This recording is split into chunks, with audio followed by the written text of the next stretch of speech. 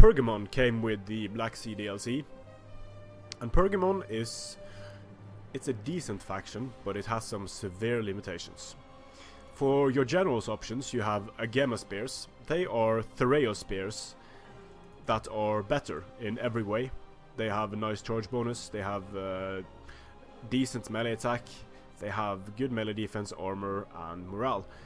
Expert charge defense as well, and they work just like a Thereos, so they have 80 range and can throw javelins over that distance. Pretty good unit. We have the Pergamus Noble Cavalry, and this unit can do a lot of damage if it's able to cycle charge on a post, but it has a 76 charge bonus, which is just massive. The problem is that with 45 armor, missiles and counterattacks are going to absolutely destroy this unit very quickly, so you're going to have to be on the ball with your micro in order to get your funds back for this unit.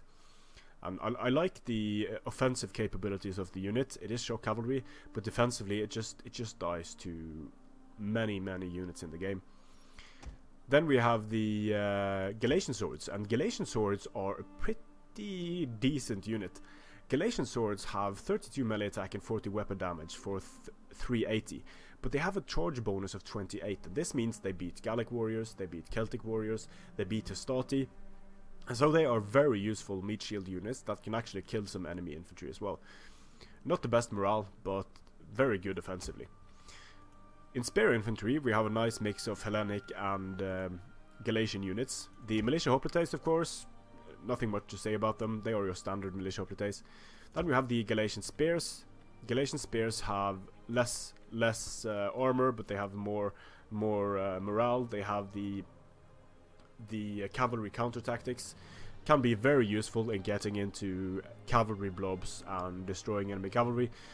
They are not very resistant or resilient to enemy cavalry charges, so preferably you would have to tie down the enemy cavalry and then charge these guys in and pop your cavalry counter tactics. Thereos spears, standard Thereos spears, hoplites, standard hoplites, and then the Pergamus Pears. They are 280 more expensive than the Thereos spears, but you do get quite a lot for the extra funds that you spend. You get an increase in stats across the board. You get a very sturdy defensive unit that can annoy and destroy a lot of units with their javelins. Nothing much to say about the pikemen. They are your standard pikemen. Nothing special to say about the javelins, the archers, the slingers, the peltasts and the light peltasts, up until we get to the Pic Peltasts. And in my opinion, this is a very problematic unit for several reasons. Sure, it has a high amount of shots per minute, it has 10 ammunition, it has 41 missile damage, so on paper it's a great unit skirmish wise. But when we get to its hybrid capabilities, its capabilities in melee, it has a melee attack of 28, which is quite low, a weapon damage of 36 with its copies, and that is okay.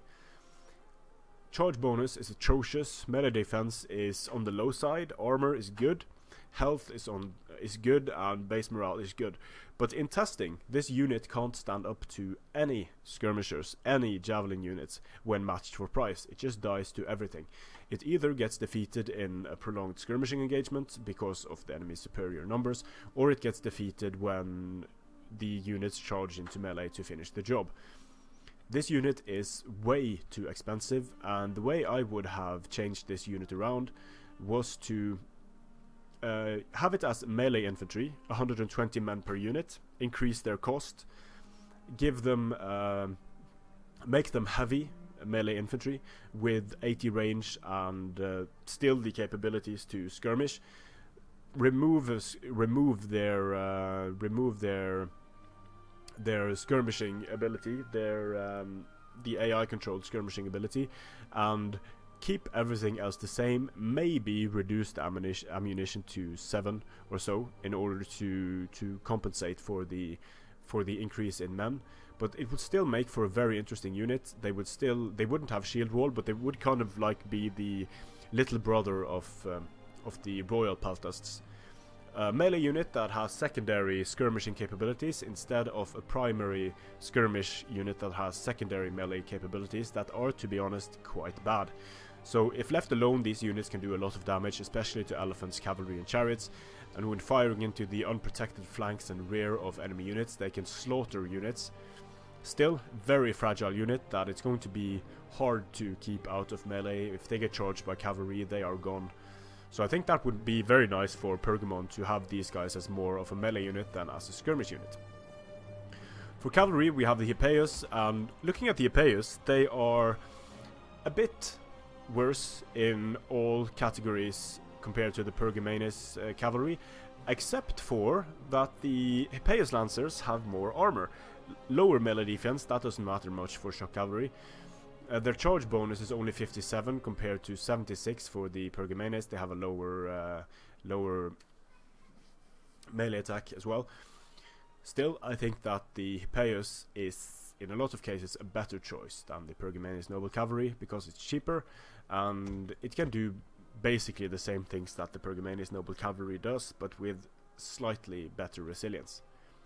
Then we have the Light Horse, standard Celtic Light Horse, good for attacking enemy skirmishers, very high melee attack and a very good charge bonus for their price, but they are very fragile with only 15 armor. These guys have the Frenzy Charge, so can be useful in some circumstances. Citizen Cavalry, not much to say about them. Skirmisher Cavalry, not much to say about those either. They rarely see any use because they are so vulnerable to missiles and they have low missile damage. They have almost zero melee capabilities. The Terranton Cavalry, a more tanky variety that has at least some melee capabilities. Nothing great, but because of their armor they are going to be able to tank more missiles.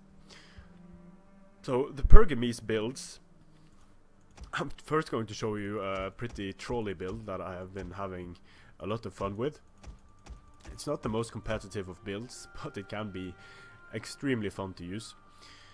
So you're going to have a total of 12 Threos, so 8 Agema, and then you're going to have 6 Agema and 6 Threos.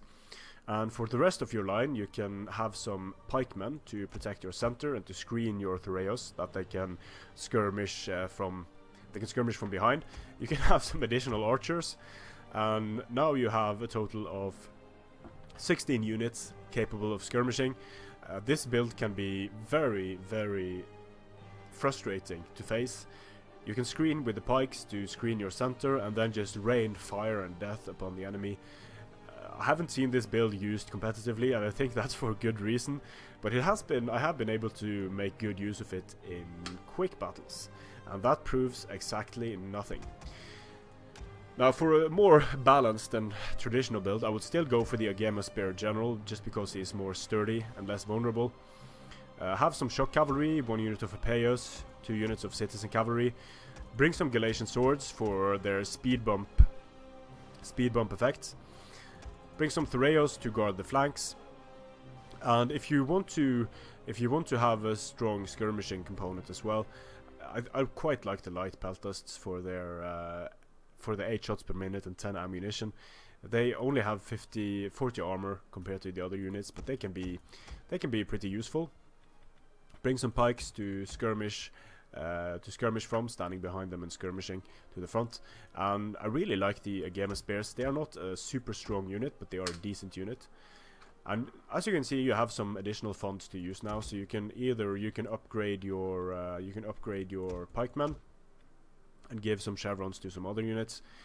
You can reduce the amount of Galatian Swords you have if you think you have many swords and too many Threos.